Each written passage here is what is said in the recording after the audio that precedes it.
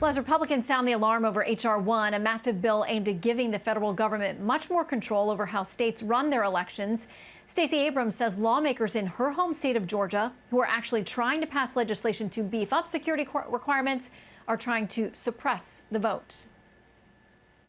It's racist. It is a redux of Jim Crow in a suit and tie. Instead of celebrating better access and more participation, their response is to try to eliminate access to.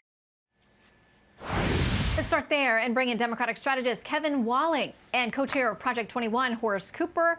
Welcome back to both of you. I want to read something that the Atlanta Journal-Constitution says about these different measures that state GOP lawmakers are working on. It says a review of 40 Republican-sponsored election bills show most address voting fraud and security concerns raised in the failed lawsuits.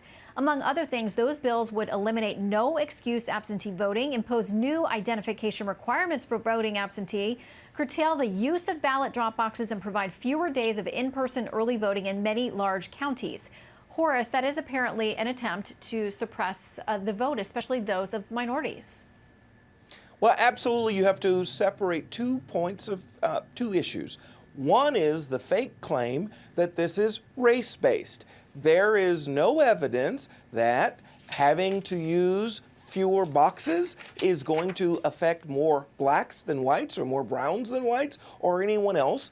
And there's no proof or evidence that having to demonstrate actual evidence that you're a real citizen entitled to vote affects, again, one race over another. The idea that we should address the big problem that most Americans say that for the reason that they don't participate in the vote is they don't think that their vote is going to make a difference.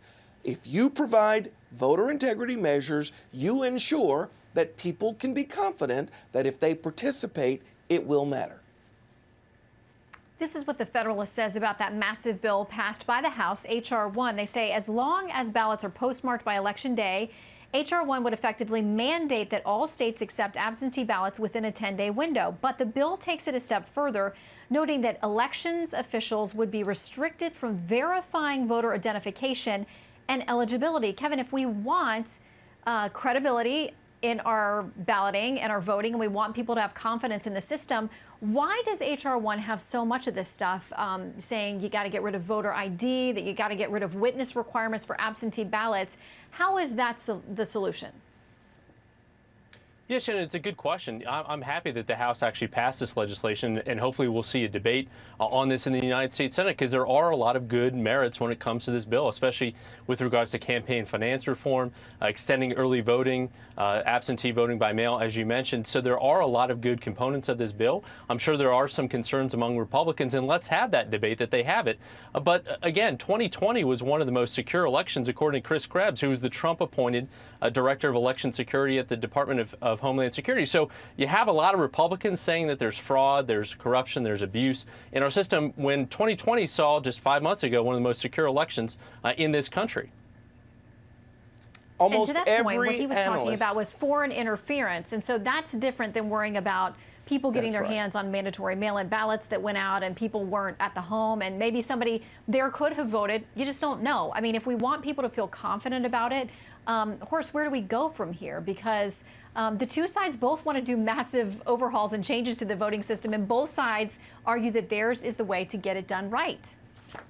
Okay, so that's what I mean is this isn't about race. This is about political parties trying to advantage themselves. The Constitution allows political parties to try to manipulate the process. The Constitution doesn't allow the use of race as a means of accomplishing that. The problem here is Stacey Abrams and even Nancy Pelosi tries to pretend that there is a race issue when there isn't. Why not come right out and say we're funding candidates that wouldn't otherwise get support because we Democrats want to see that we get an advantage? Let's have a debate, and then that's a real debate. We'll watch to see if they do that in the Senate. There are pledges they will take it up. Kevin and Horace, come back once they do. Thank you both. Thank you. Of course, Shannon. Good to see you. You too. The Duchess, Meghan Markle, for President of the United States. Fox News at Night investigates the chatter next.